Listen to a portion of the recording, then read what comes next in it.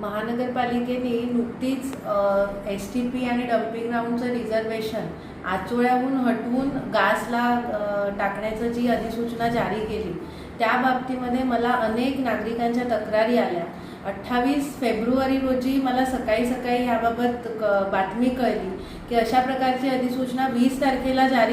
जानेवारीला जारी केलेली आहे, पण त्या संदर्भामध्ये कुठचीही जाहिरात महानगरपालिकेने केली नाही, त्याबद्दलची कोणतीही सूचना नागरिकांमध्ये नाही आणि त्यामध्ये नागरिकांमध्ये प्रचंड असंतोष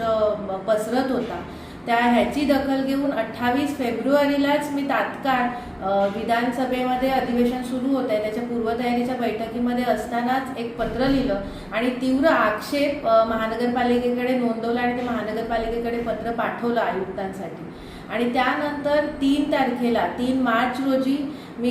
पहिल्याच दिवशी अधिवेशनाच्या माननीय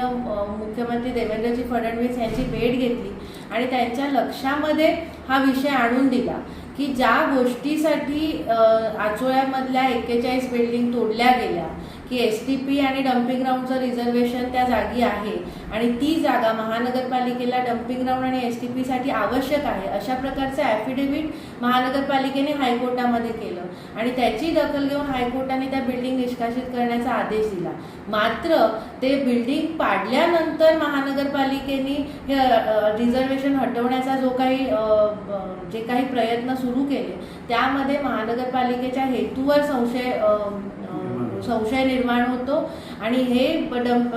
जागा कोणासाठी आता खाली करून देतोय हा प्रश्न निर्माण होतो। तसं मी पत्रातही नमूद केलं होतं आणि हीच गोष्ट मी मुख्यमंत्र्यांच्याही लक्षात आणून दिली आणि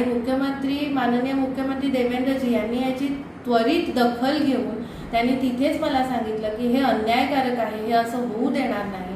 त्यांनी तिथे पत्रावर रिमार्क दिले आणि तशा सूचना त्यांनी ताबडतोब महानगरपालिकेला केल्या आणि त्यांच्या या त्वरित निर्णयामुळे आणि त्वरित जी त्यांनी ॲक्शन घेतली त्यामुळे आज महानगरपालिकेने पुन्हा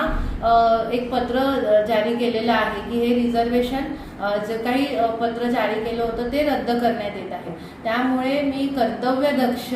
आणि लोकाभिमुख शासनाचे मुख्यमंत्री श्री देवेंद्रजी फडणवीस यांचे मनापासून आभार व्यक्त करते की त्यांनी लोकांच्या मनामध्ये असणाऱ्या असंतोषाची दखल घेतली आणि महानगरपालिका जो काही अन्यायकारक निर्णय घेत होती त्याला रोख लावली त्यांनी। त्यामुळे मुख्यमंत्र्यांचे संपूर्ण वसईकर जनतेच्या वतीने मी आभार व्यक्त करते आणि अशाच पद्धतीने लोकांनी जागरूक राहून लोकांच्या प्रश्नांवरती आवाज उठवण्याची विनंती मी सगळ्याच लोकांना करते आणि मी लोकप्रतिनिधी म्हणून नेहमी वसईकरांच्या